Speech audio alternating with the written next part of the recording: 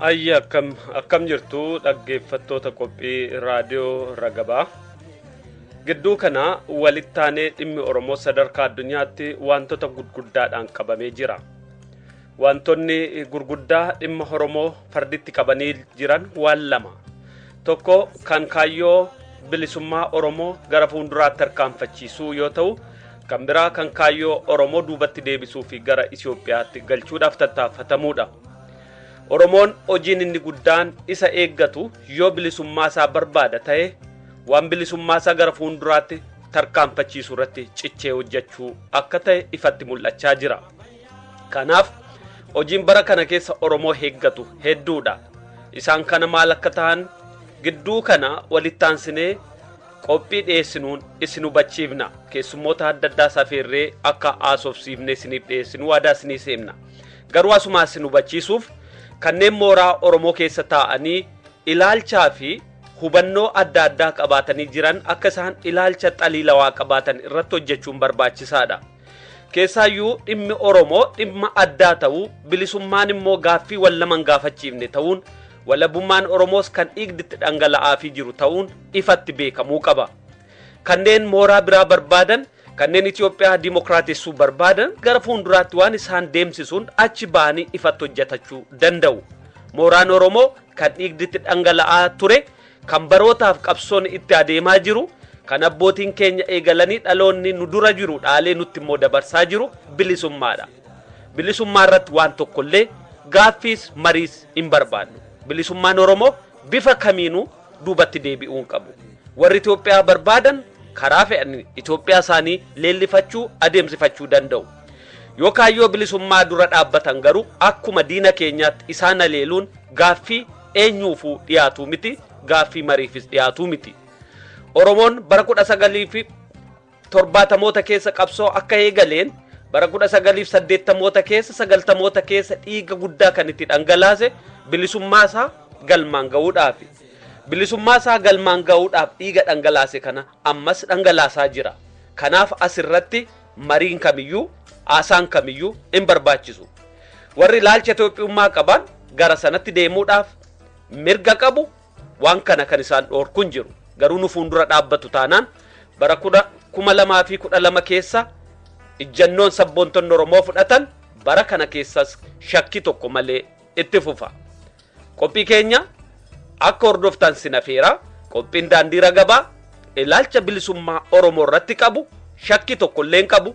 Kanneen kana dura dhaabbatan immoo akkuma diina Oromootti morma ofirraa faccisa. Qophii keenyattiin isin dabarsa. Dhimmi Oromoo dhimma guddaa fi murteessaadha. Kanarratti qophii dhiyaate kutaa tokkoffaa kunoo dhaggeeffadhaa.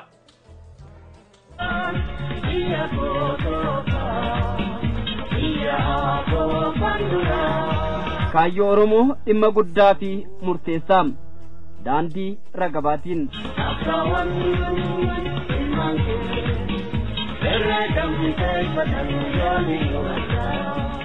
Gidduu kanas ta'e waggoottan darban kanneen keessa dhimma Oromoo irratti odeeffannooleen maxxanfamaa fi tamsaafamaa jiran marsaalee fi dambaliilee adda addaa akka malee dhiphisaa jiran. Yeroo tokko ammoo dhimmi Oromoo yookaan waan hojiin hojjetamaa jiru yeroon ittiin fakkaannellee mul'achaa jira yoo jedhame gurra guddisuun ta'u. Torbee kana keessa fakkeenyaaf marsaalee fi dambaliilee Oromoo kanneen seenanii dubbisan caqasanii fi ilaalan yoo jiraatan wantoota kana dhaggeeffachuuf yookaan dubbisuuf waan rakkatan hin fakkaatu. Keessaayyuu gadaa kana keessa haala Oromoon keessatti argamu kanneen hubatanii argan waan ittiin ibsan hedduu akka qaban beekuun naman dhibu. Dhugaadha haalleen deddeemaa jiran irraa kanneen abdii horatan akkuma barri Oromoo tolaa jira jedhan kanneen yaaddoon itti bultee ammoo barri Oromoo hedduu hammaachaa jira jedhanii yaadda'uun isaanii ammoo kan hin oolleedha. Garuu dhugaan tokko ifatti ni mul'ata. Barri Oromoon ukkaamsaa keessatti eegamu sun lamuu deebi'ee akka hin dhufne namuu shakkii hin qabu. Garuu ammoo yoo jabaatanii mirga ofii hin kabachiifne barri hamaan sun akka deebi'ee hin dhufne wanti dhoobu tokkollee akka hin jirre beekamaadha. Adda addummaan jiru bakka hundatti akkatti namni sadarkaa qabsoon Oromoo irra gahe xiinxaluu fi ilaaluudha. keessaayyuu bara Oromoon akka sabaatti lakkaa'amne san warri turan gidiraa fi cunqursaa sabummaa Oromoo irra gahaa ture san kanneen dhandhamanii argan ammas umriin jiran maal akka jedhan beekuun waan hundaafuu barbaachisaadha. Mootummaan Itoophiyaa humnaan akka uummata Oromoo cabsuudhaan miidhama guddaa hanga ammaa Afrikaa keessaa hiriyyaan hin qabne irra ga'e. Gaafa duraa gaafa humnaan cabu sana lolaan cabe. Hidhannoon walgituu dinnaan cabe. Beekaa jaallatee mootummaa Itoophiyaa waliin ijaarra jedhee uummata Oromoo keessaa qoodan fudhate. Akkas ta'uudhaan ka lolaan amansiifame ka lolaan waan kufeef akka gabraatti ganda keessaa guuramee ka addunyaa kanatti gurguramaa bahe walitti gara miliyoona shaniitu yeroo sanatti dhabame uummata Oromoo. Uummati Afrikaa keessaa akkasitti dhabame. Kanaaf mootummaan isa bulchaa bahe humnaan isa qabate mootummaa sana kanaaf mootummaa mataa isaa barbaada. Waggoota 40 dura haala Oromoon keessa ture kanneen sirriitti hubatan dhugaan yeroo san ture waan addaa akka ta'e yaadachiisu. Yeroo sanitti sabni Oromoo jedhamu akka hin jirretti ibsamaa akka ture, Oromoon biyya biraarraa akka godaanee dhufetti ibsamaa akka ture yaadachiisu. Sheekoo kijibaa san dhugoomsuuf jecha kitaaboliin hedduun diinota Oromoonis ta'e waayiloota diinota Oromoon barreeffamaa turuunis kan dagatamu miti. Dubbiin sun hundi ta'ee har'a kunoo dhimmi Oromoo dhimma guddaa torbee guyyuu fi yeroo maraa irratti dubbatamaa jiru ta'aa jira. ABO'n waggoota 40 guutuu bu'aan buufne jedhamee diinota Oromootiin cabsamus har'a gaaffiin biyya Itoophiyaa keessa jiru gaaffii Oromoo ta'uu ifatti beeksisee jira.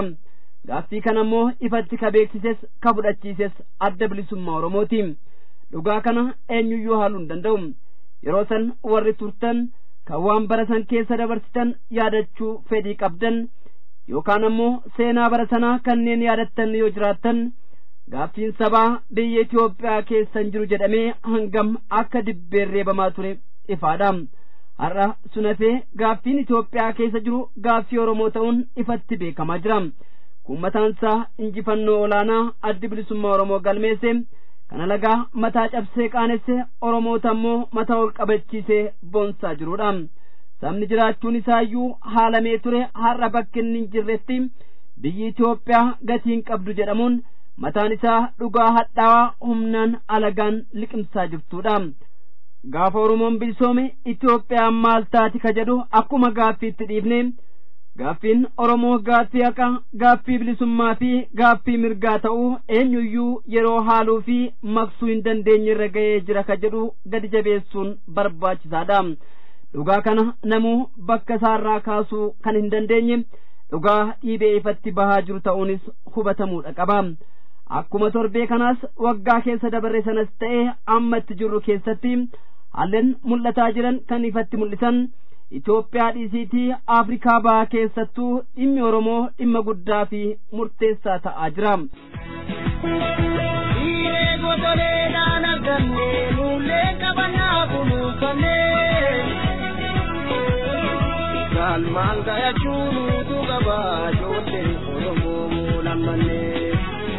Har'a Oromoon mooraa Habashaa keessas, mooraa Tigree keessas, mooraa Oromoo keessas ni jira. Oromoon bakka hundaa jiraachuun garuu gaaffii Oromoo kadabsu yookaan gara kan dabarsu miti. Oromoon mooraalee siyaasaa hunda keessa jiraachuun dhimmi sabichaa hangam guddaa fi murteessaa ta'uusaa agarsiisa malee bifa kamiinuu kufaatii fi cabiinsa saba Oromoo hin garsiisu. Biyya Itoophiyaa jedhamtee moggaafamteen kan seenaa fi amantii alagaan tolfamte san keessatti seenaan himamaa fi barsiifamaa ture seenaa kijibaa fi sobaa ta'uu kan ifatti baasee mul'ise qabsoo saba Oromooti. Osoo qabsoon Oromoon jiru ta'e seenaan kijibaa sun akkuma baroottan doofaa durii sanitti sheekeffamaa jiraata ture. Galanni qabsoo Oromoof haa ta'u aadaa seenaa fi eenyummaan saboota hundaa gaaddisa qabsoo Oromoo jalaan ifa bahaa kan warra gabroonfataa ammoo mooraa kijibaa keessaa tolfametti deebi'aa jira. Egaa biyyaa fi mootummaa seenaa kijibaan ijaaramte san ka addunyaatti baasee saaxile qabsoo sabni Oromoo baroottan hedduuf walitti aansee finiinsaa dhufeef jirudha. sabni Oromoo saba abbaa biyyaa ta'e osoo jiru seenaa aadaa fi eenyummaa isaa dhabee haa turuyyuu malee deemee dhugaan ifatti bahaa jiru waan Oromoon ta'ee fi dhabe saaxilaa jira. Amma dhugaan kun caalattuu dhimma guddaa fi dhimma fardii ta'ee xinnaa guddaa dubbisiisaa jira. Sababiin isaas dhimmi Oromoo dhimma deebii fardii barbaadu kan yeroo kamiyyuu irra jetanii darbuun hin danda'amne ta'ee jira. Haga gaaffiin Oromoo deebiin argatiinittis qabsoon Oromoo yeroo tokkoofillee duubatti akka hin deebine qabsaa'ota Oromoos hidhannoo isaanii akka hin hiikkannes ifatti labsamaa jira. Haalli gaafa Afrikaa addatti immoo haalli Itoophiyaa keessa yeroo tokkoof daqiiqaa tokkoof illee hidhannoo keenya kalaasuu akka godhu. Kanaaf waraanni bilisummaa Oromoo sadarkaa tokkoffaatti dhaabataa tiksu lammaffaa dirqama isaa akka waraanaa qabu bahuudhaaf hidhannoo isaa kana caalaa akka jabeessu gadi jabeessinee dhaamsa keenyaa fi qajeelfama keenya waraana bilisummaa Oromootiif kennina. Waraanni bilisummaa Oromoo tarkaanfii isaa kana caalaa bal'isee mirga ummata Oromoo kabachiisuu fi diina kana ka humnaan ummata Oromoo irratti bobba'u adabu kana caalaa bal'isee akka itti fufu qajeelfama keenya dabarsina. Mooraalee qabsoo Oromoo biyya keessaa har'a biyya keessatti dhaabbileen qabsoo siyaasaa gaggeessaa jiran mooraa lamatti kan ramadamanidha. Mooraan tokkoffaa kanneen ergamtummaa wayyaanee ta'uu filatanii uummata Oromoo fi Oromiyaa lagaadhaan saamsisaa jiranidha. Kanneen biraa karaa nagaadhaan hiikoo siyaasaa argamsiisuuf ijaaramanii waggaa 5 al tokko filannoo dhufturraa qooda fudhachaa kanneen jiranidha. Isaan kun bu'aa buusanis bu'aa buusuu baatanis waan itti amananitti waan jiraniif hanga diina waliin hiriiranii gaaffii uummata Oromoo nukkaamsinetti seenaa qabsoo Oromoo keessatti kabajaa qabaachuun isaanii waan hin oolleedha.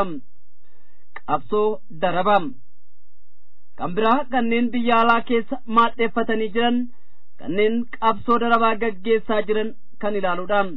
Isaan kunniin mooraa sadiitti hirree ilaaluu ni dandeenya. Tokkoffaa kanneen durumarraa kaasanii gaaffii uummata Oromoo gurraan dhaga'uun feenedha. Isaan kunneen habashoota barritti darbeedha. Warra kana baayoloojiinuu isaan fixaa jira waan ta'eef dhimma isaanii irratti hedduu yeroo fixuun barbaachisaa miti. Isaan kanneen ammallee akkuma baroota 1950mootaa fi 60mootaa keessaatti yaadaa jiran. Qaamaan biyya alaa haa jiraatan malee qalbii fi yaadni isaanii waanuma bara duriisaniin kan guutamedha. Akka isaaniitti afaan Oromoo ammallee afaan ittiin dubbatamuu fi ittiin baratamuu hin qabne ta'utti amanama. Sabni Oromoo akkuma duriisanitti gurmuu dhabee waan isaaniif bitamu isaanitti fakkaata. Isaaniif dallaan gabrummaa isaan ijaaran sun ammallee akkuma ijaarametti jira. Haa ta'uutii dallaan gabrummaan sun erga caccabee yeroon itti kuttee jirti. Kanaaf isaan kanneen akka diinaatti ilaaluun haafu jechuu baannuyyuu hedduu kan Oromoo dhiphisan miti. Kanneen biraa mooraadhuma Habashaa keessaa kanneen ba'an ilmaan nafxanyootaa kanneen amala baranummaan dhimma Oromoo kaamsuuf gara dabarsuuf wixxifatanidha. Jarreen kunniin yeroo adda addaatti tuffii qabsaa'otaa fi qabsoo Oromoof qaban ifatti baasanii himaa jiran. Karaa danda'aniin deeggartoonni isaanii qabsoo Oromoo akka hin sodaanne qabsoon Oromoo wayittuu akka hin seenne himaa fi ololchiisaa jiran. Keessaayyuu bara 2012 keessa hogganoonni ilmaan nafxanyaa ifatti ba'anii tuffii qabsoo Oromoo fi qabsaa'ota Oromoof qaban ibsanii jiran. Oromoon beekaa dhiise malee jarreen kanneeniif deebii hedduu akka qabu namuu kadhabu miti. Yeroo sanittis akkuma yaadatamu deebiin qabsaa'ota Oromoo kutattoota dhimma saba isaaniif dabarsanii of kennames kadagatamu miti. Jarreen maqaaf akka dhaloota baraneetti lakkaayaman garuu ammoo akkuma abbootii isaaniitti yaadan kunneen ammallee waan hin hiikkanne qaban hubatuu dhaban malee barri isaanii kutee jira. Yeroon isaan itti waan guddaa hojjechuu danda'anis harkaa bahee jira. Barri sun isaan harkatti hin deebi'u jedhamuu baatus yeroon akka bara sanaatti ciibsanii nama qalan deebi'ee dhufa jechuun garuu waan yaadamu miti. Ammas isaaniif hin galle malee dhibdeen guddaan jiru dhibdee Amaaraa miti. Dhibdee Guraagees miti. Dhibdeen guddaa biyya san keessa jiru dhibdee Oromoo fi mootummoota Habashaa dhufaa darbaa aangootti wal jijjiiran gidduu jirudha. dhibdeen kun ammoo hanga furmaata amansiisaan argannetti waardiyyaa jijjiiruu qofaan hiikamuu hin danda'u. Achi qabuu fi sossobuudhaanis deebii mooksaa fi gowwoomsaan tursamuu hin danda'u.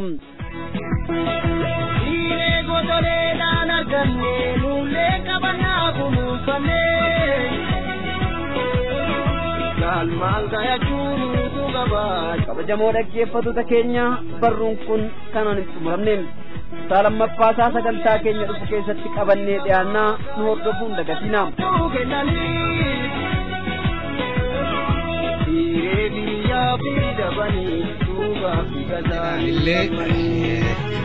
Keessummoota lamaan as jiran kana toltuu fi tarraqeenyiin gaafii gaggabaabduu qabaa fi maaliif namni bartuu waan bilisummaa kanarratti kan dubbatu arginaa. Kanaafuu uuma kanaa hubachuu fi toltuullee waa'ee liberation psychology yookiin ammoo waa'ee qalbii namaa tana bilisummaa qalbii namaa tana maal akka taate duraan toltuu interview goonaa achiin booda obbo Tarraqaallee uuma haala Oromoo kanarraa interview goonaa duraan toltuu baga nagaan dhufte siin jedha. Baga nagaan nu edangalatooma lagi. Oromoon tokko karaa irratti dhufeeti bilisummaan maali yoo siin jedheen maal jettaan? Namni bilisummaan maali jedhee yoo na gaafate beekom jechuun barumsatti akka nu barsiisan beekomsa namaa gaafii isaanirra beeksisaa jedhan. Nuti namni bilisa maaliidha jedhan yoo nu gaafatan namni waan takka odoo ittisin odoo cunqursa malee hacuuca malee yaadaa fi dalagaa itti fufuu jechuudha. So gabaabumatti bilisa ta'amee yaaduu dalaguu sodaa takka malee jechuudha. Bilisummaa namni bilisummaa dhabne bilisummaan tu eessa jirti kiisii namaa immoo daandii noogumu eessa jirti namni yeroo baay'ee bilisummaan soqa. Namni bilisummaa yoo barbaade akka definition yookiin hiika duraa kan isinitti hime duraan durse bilisa jechuun bilisa yaadaati. Bilisa action to think to act independently to think independently to act independently jenne definition san yookiin hiika sanirra deemneetiin eessa jira jenne yoo gaafanne duraan durse mataa yookiin sammuu namarra eegalaa jechuudha. Bilisummaa achirra eegale achittiin dhumuka. Mataarra eegalee action itti fufa yookiin action amalatti yookiin action itti dalagaa itti fufa jechuudha. Garuu hujiif dalagaaf yaada san walitti qabdee sodaa malee ta'uu qaba. Odoo hin cunqursin jechuun nama akka namni si rakkiseetiin san booda yaada wayii dhaabuun irra jira jechuun bilisummaa miti sun. So individually yookiin akka dhuunfaatti jalqabee collectively fufuu jechuudha. Nama tokko sammuu isaa bilisa ta'uu dhabuu isaa attamiin beekatu karaa itti dhufte. Temperature isaanii fuuta.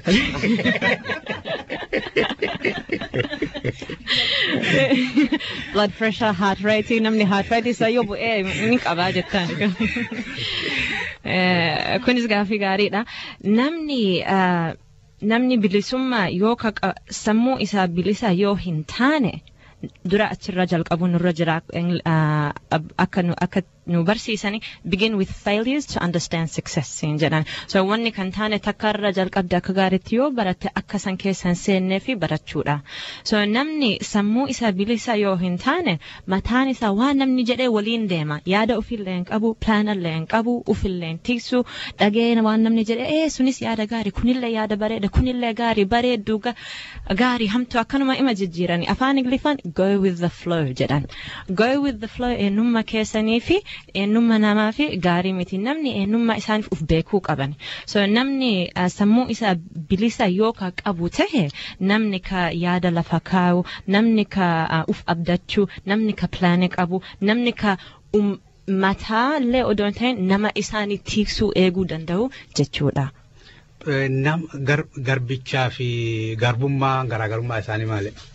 Garaagarummaa isaanii lamaanus tokkuma jedhaman lachuus tokkuma.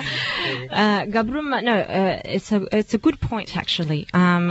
Garaagarummaa isaaniiti gabaabumatti yoo isiniif ibse gabrummaa jechuun the difference between is internal and externally focused. So gabrummaa jechuun ati ufii murteessuu qabda mataatti qabattee gabrummaa keessa jira jettee waan namni ufiif mari'atee lafa kaa'u jechuudha. Garbicha immoo namni siif murteessa gabrummaa keessa jirta siin jedhan yookiin si hidhan namni fakkeen amma yoo si hidhani gabrummaa keessa jirta yoo siin jedhan hidhaa jechuun gabrummaa jechuun miti mataa keessa gabrummaa yoo hin jiraanne namni yoo si hidhe yoo si tumellee waa tokkollee yoo siif hin godhe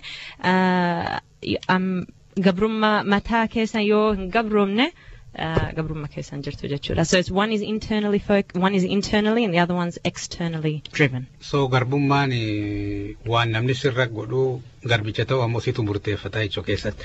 Gabaabumatti. Namni sammuu bilisa ta'e tokko eessaa yaaduu qaba. Maaliif burqaa qaba? Bishaan illee burqaa qaba. Wanti adda addaa burqaa qaba. Eessa taa'ee yaaduu qaba? Sammuu isaa eessarra dhaabachuu qabdi. Eessarra dhaabachuu qabdi kuni namni fiisisi baasan bas sekondii 30tti namatti deebisan gaafii kana haga an danda'utti waan an ibsuu barbaadu barumsa psychology kana keessa theory baay'ee jirti. Theory tan ammoo hedduu jirti kan namni wal ta'uu ka wal dhabuun illee ta'uun jira garuu ka framework takka liberation psychology jedhan sammuu bilisaa argachuu fi namarraa burqaa'uu qaba namarraa so amma namni tools yookiin materials hedduutti fayyadama yookiin ka aadaati ka politikaati ka amantiiti garuu namni harka guddaan experience addunyaa keessatti kanu argu ka Oromoolee maqaa odoon dhahin Afrikaa keessa Latin America Burma biyya hedduu keessa ummata politikaa waan aadaa qabatanii nama gadi buusan aadaa saniin politikaan nama gowwoomsu itti fufan religion immoo diraaga godhanii nama gowwoomsuu fi akka waan okay amantii rabbitu kanaa fedhaa maali akkasiin jedhan nama gowwoomsani nuti barcuma kana irra taa'u yoo barbaanne badduu odoo hin ta'in gaarii godhuu fi wanni aadaa politikaaf amantii kana namatti deebisuu qabda namarra burqaa'u qaba politikaarraa miti namni politikaa dadhabnaani hayyee karaa kanaan itti fufna karaa kana dhabdaani karaa biraatti fufna jechuu odoo hin tahin namarra eegaluu qaba jechuu kiyya. Hedduu galatoomii ulfaadhu siin jennaa si deebinaa yeroo biraa yeroo waan gabaabbataa dhufu botaarraqatti lufnaa garuu jidduun boqonnaa fudhannaa abdalla muuziqaa wayira nuu kaa'ee taarraqaa itti fufnee intarvii goona. Fayyaanoo ta'e alayyi galatoomii.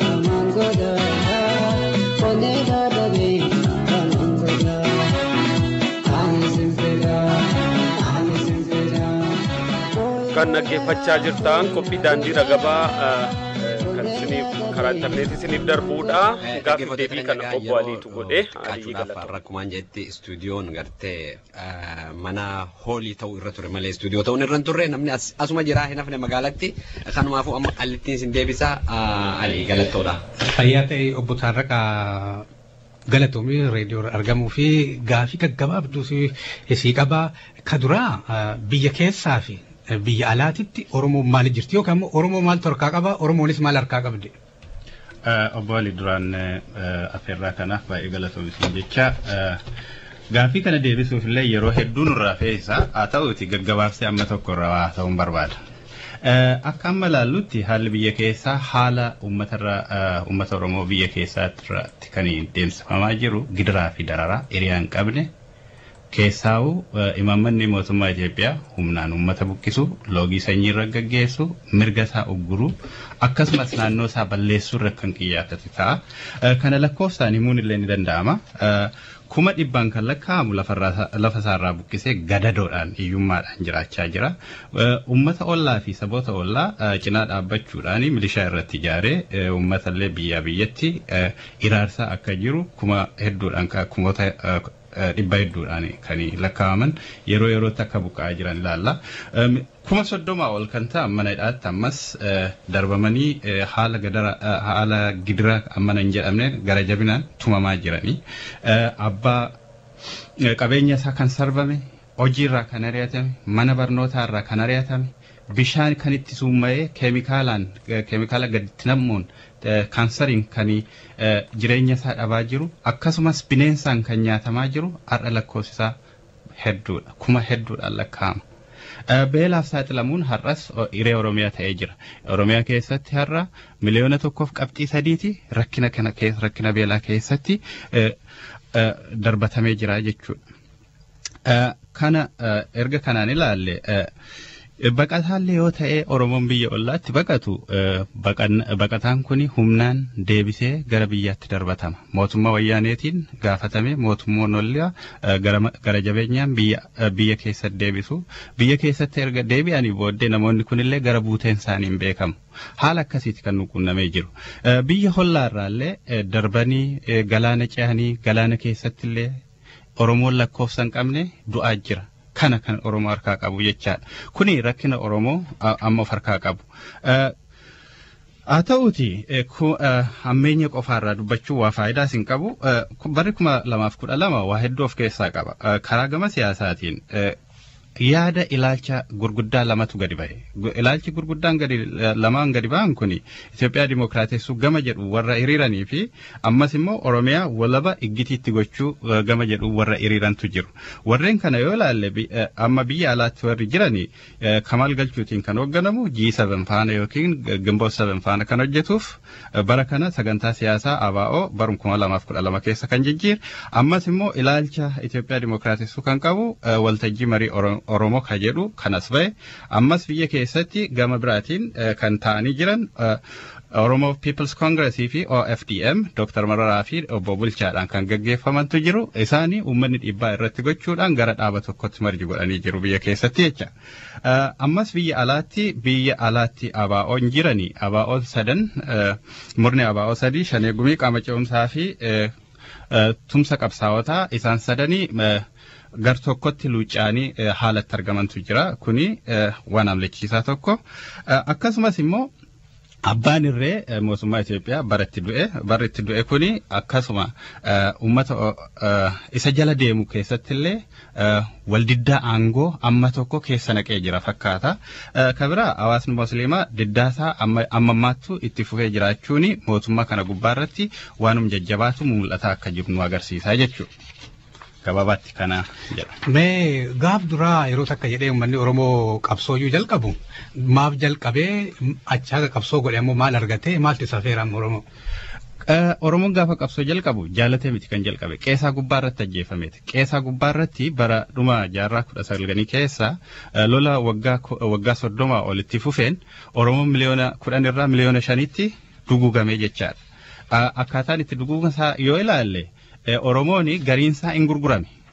Gabra ta'ee gurgurame. Fakkeenyaaf yoon tokkichi qofaa isinii fudhadhe gaafa ilmi intalli Minilik gaafa ilma Yohaannisitti heerumtu Oromoo 15,000tu akka gabraatti itti kenname. Oromoon qeesaa gubbaarratti erga biyya isaa dhabe harka muraa aannolee yoo ilaalle Oromoon 10,000 ol bakka tokkotti harkisaa murame armisaa murame. Gara biraattis yoo ilaalle akkasuma castrated yookiin kan tumameeti jira jechuudha. Oromoo haala hamaa irra gaggeessaa akka turani kan ilaalu. Isan booda laftii fi biyyi isaa irraa fudhatame gabra ta'ee gurgurame heera Itoophiyaa keessatti yoo ilaalle akka heerri Itoophiyaa jedhutti amma 1931tti nama ajjeesuun dhorkaadhaa jedha.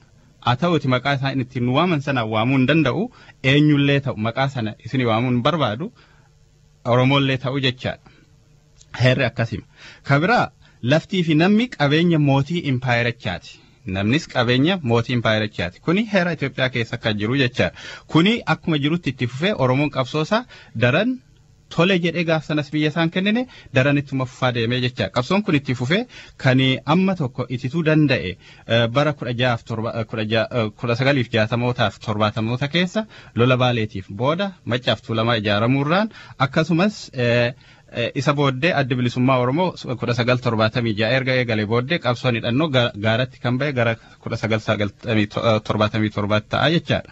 Kana ABO'n erga qabsoo hidhannoo taasiseen booda qabsoon kun itti fufuudhaan bara 1991 mootummaa ce'umsaa keessa gaafa qooda fudhatu wareegama ilmaan Oromoo qaqqaaliitiin injifannoon ammi ta'an argamaniiru. Injifannoon gaaf sana argamanii injifannoo akka Oromiyaa fi uummanni Oromoo addunyaarra beekamu aadaa fi afaan ofii guddifachuu danda'u mirga iree murteeffannaa heera Itoophiyaa keessa galchuu danda'u ofiin of bulchuu kan kana fakkaatan mirga at least waraqaa gubbaarra taa'anii jechaadha. Waraqaarra taa'anii xiqqaatanis guddaatanis achuma jiru jechaadha.